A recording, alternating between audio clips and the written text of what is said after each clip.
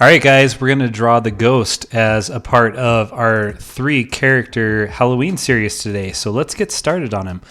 First, we're going to do 2 circles for the eyes. One there and one there. Okay, now draw another circle, but on kind of the top part of the eye. So they're kind of almost like ovals, to be honest, and then do circles there. Then we're going to do one more circle right up here at the top for the light. And then you're going to color in the top half dark. So I will just drag my color over like that. All right, so we've got the 2 eyes.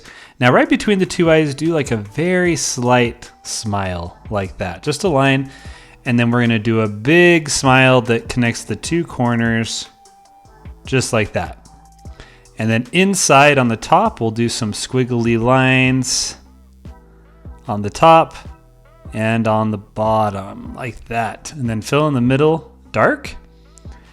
And then we're going to do a big hoop that goes right over the top like that, a bump on each side for the ghost arms,